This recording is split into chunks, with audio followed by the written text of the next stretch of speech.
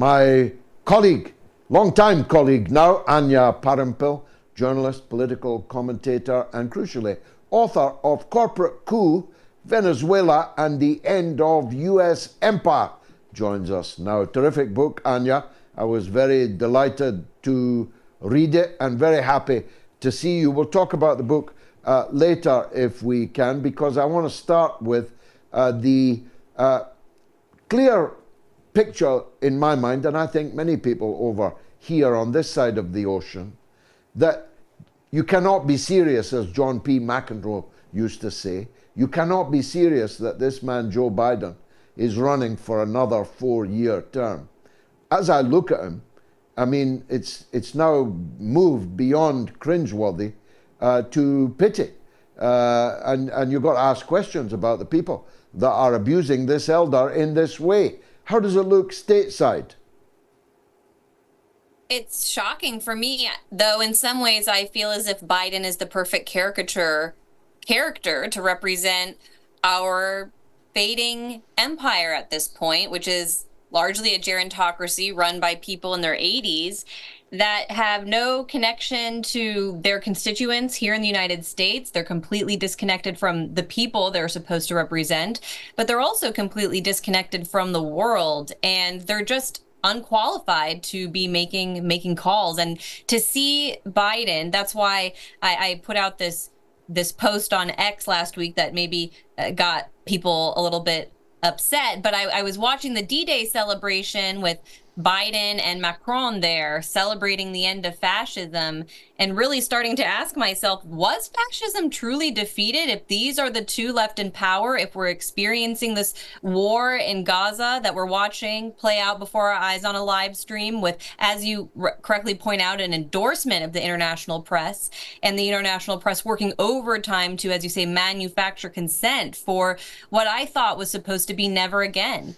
And so for Biden, this figure to be out there barely able to complete his sentences, creating circumstances where memes really, where the biggest news to come out of the D-Day celebration is rumors that the president of the United States soiled his diaper. I mean, that's the world that we're living in. It's very bizarre. And I personally just think it rips the mask off of the whole system that we live under here in the United States, because it's very clear that Biden is not running the show. I mean, we can mock him here all day for his inability to speak or walk or take a cue, but the question we have to ask ourselves is who then is running the country, because it's clearly not him.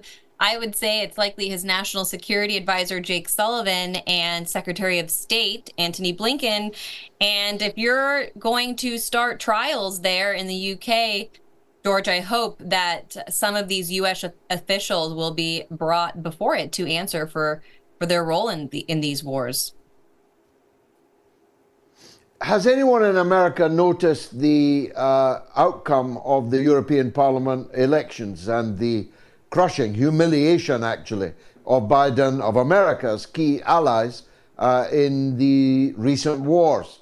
Did anyone join up the writing that America's empire is visibly declining in the physical form of its president and his rival, by the way, to whom will come, but that the European public are no longer prepared to tolerate politicians who are taking the US line to beggar themselves and to plunge themselves into penury and cold?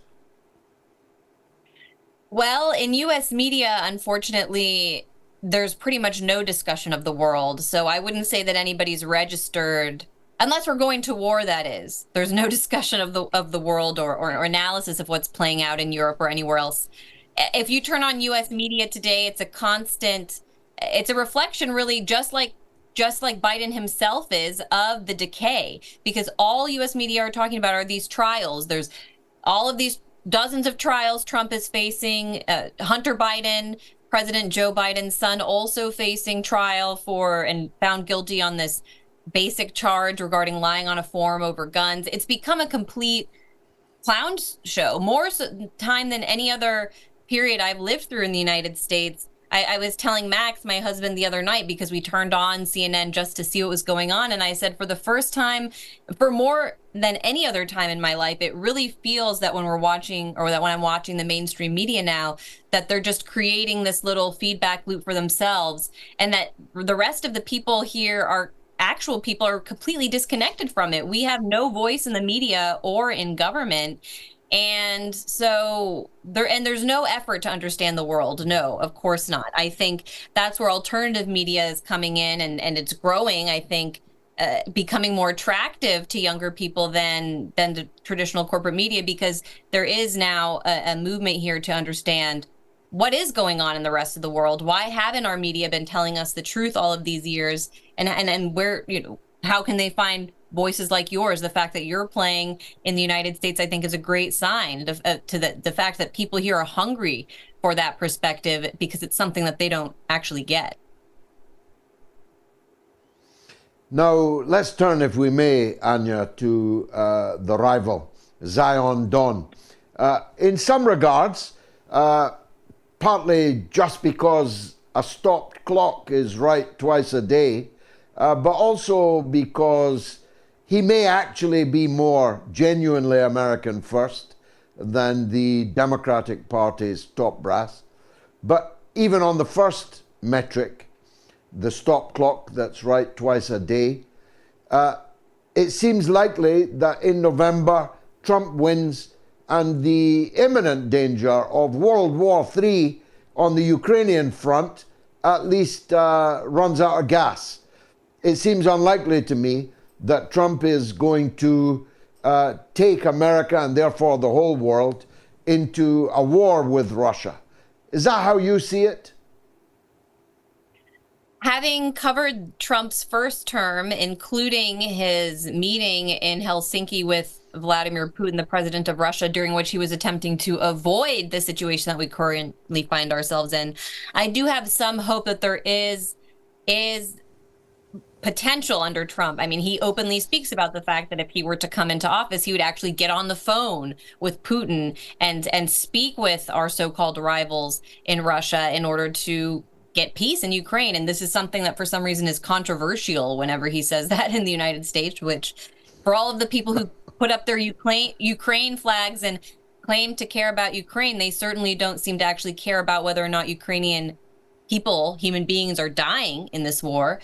So Trump, on that front, I do think there's hope. But I know that also comes with then this insane effort by the media and political establishment to undermine him every step of the way. We had Russiagate and record Cold War hysteria revived under Trump's administration in order to prevent any detente with Russia. And that's only insofar as he tries, not even succeeds. And then there are all of these other fronts, particularly in the Middle East, where I don't trust him as much to pursue peace when it comes to Palestine, for example, that the way that I would hope that he does with Russia. It's clear that unfortunately he is in the pocket of the Adelsons, an extremely influential Zionist money here, not to mention his son-in-law, Jared Kushner, who not only comes out in front of the war and negotiates a ridiculous peace deal for the Middle East that is all basically just a real estate deal, but then when the wars do come through, he also comes back on the other end and gets the contracts to rebuild, openly talking about wanting to rebuild Gaza. And I would assume that would be to the benefit of the Israelis, not the Palestinian people. Kushner is also someone I saw who was recently winning contracts to rebuild Yugoslavia after the U.S. and NATO destroyed that country throughout the 90s. Just recently, Kushner was boasting about getting to design the coastline of Serbia and help rebuild some of that. So these are the criminal elements that surround Trump. I do believe, yes, I am not someone who just takes this extreme line saying that he's ridiculous and doesn't want peace, because I've seen it up close, his attempts to at least engage with countries that are our enemies. But I take a look at the reality of the people surrounding him, and I just think have to take a realistic assessment of Trump's limits as well. Isn't the Russiagate thing now fatally holed below the waterline? After all, we were told that the Hunter Biden laptop was Russian disinformation, and now we discover that it was all true, and that the picture the laptop painted of Hunter Biden is, if anything, an underestimation of his venality. He is facing, on the face of it, if the judge takes Senator Joe Biden's advice, 25 years in prison for the crime that he has been found guilty of. 3 crimes, 3 guilty verdicts, with more charges in the pipeline. Doesn't that kill the credibility of Russiagate? Well, it's killed the credibility of the U.S. justice system, that's for sure. Something we should keep in mind here is that the charges relating to Stormy Daniels in New York, which Trump was just found guilty on, this is regarding a payment that his campaign made to her in order to silence her, prevent her from coming forward with claims she had an affair with Trump. This was the only charge to come out of the FBI's Russiagate investigation, a bookkeeping charge that had nothing to do with Russia and Putin and all of these. I mean, it's ridiculous. It's hard to even remember. They had all of these names they would constantly throw out there of all these Russians that Trump was allegedly meeting with during his campaign. None of those people came out in the court charges or the prosecution. Actually, at the end of the day, it was just this porn star, and so they were really reaching, and this is what they came up with. But so yes, that in my view certainly should have delegitimized Russiagate. But then the fact that you have what people clearly see as a political charge brought against the president and then the son of his main rival, it just looks, I think, to most Americans as if this system is just a joke, and that there are competing political factions within our establishment weaponizing the judiciary against each other.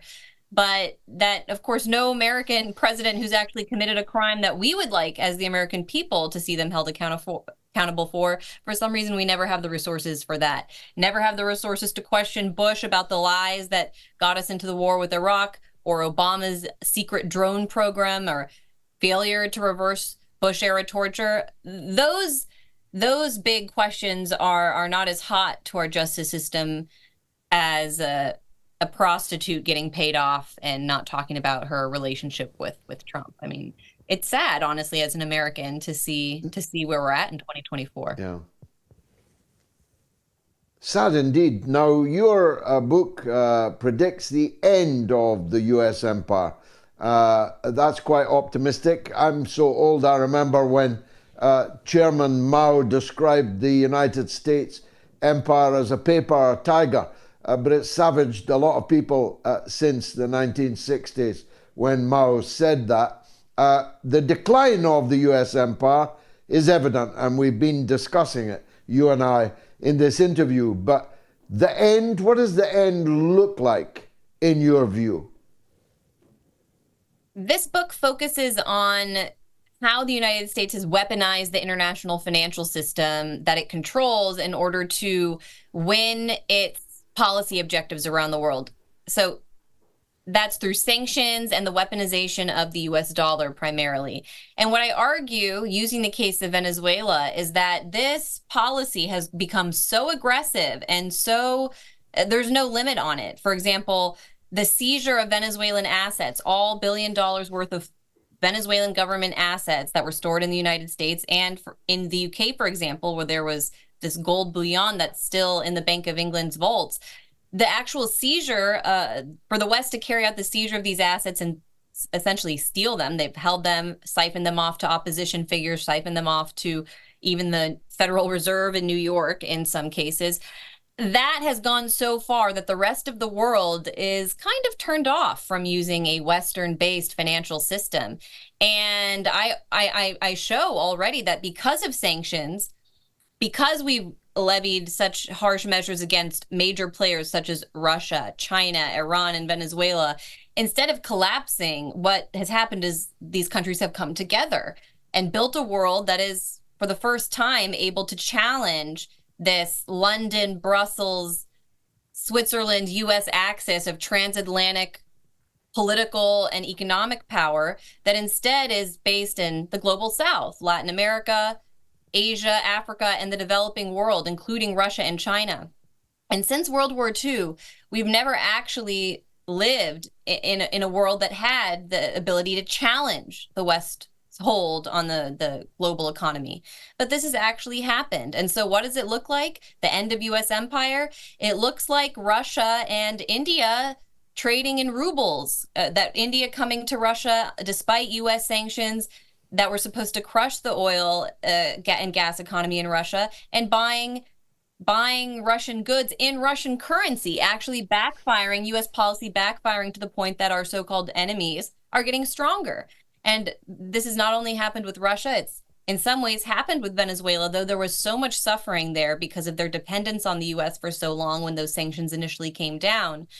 Instead of crushing their economy, the sanctions actually forced Venezuela to evolve. And this is a remarkable time to live in as a human being on this planet, because I think that those of us in the UK and the United States will actually be much freer and happier and more will prosper far more once this transnational elite that has abused all of us in order to then subjugate the rest of the planet is overthrown, and they're weaker. They're weaker as a result of what the rest of the world is doing. And so I think it's up to us in the West to be aware of this changing world and our place in it. And I like to take an optimistic look and say that we can all play our part in this role. I heard in your monologue talking about how the UK still can come forward with what it brings to the table in this modern world in order to attract business and exchange.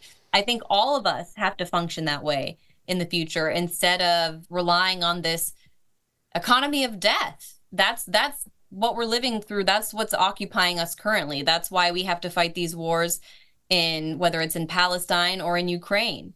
And so, yeah, I would like to take an optimistic message view of this, because like you, I'm a patriot. I believe in my country. I don't want it to suffer. I don't want the people here to live in despair in this new world, where the empire falls. No, I actually want to move forward and see how we can be better in the future. We can be better off, I believe, in the future if we kind of accept reality. Amen. Best of luck with the book, Anya. It's a cracking read. I hope everyone watching orders it. Thank you for joining us, as always. Anya Parampil, journalist, political commentator, author of Corporate Coup, Venezuela and the End of US Empire. I've read it. It's outstanding.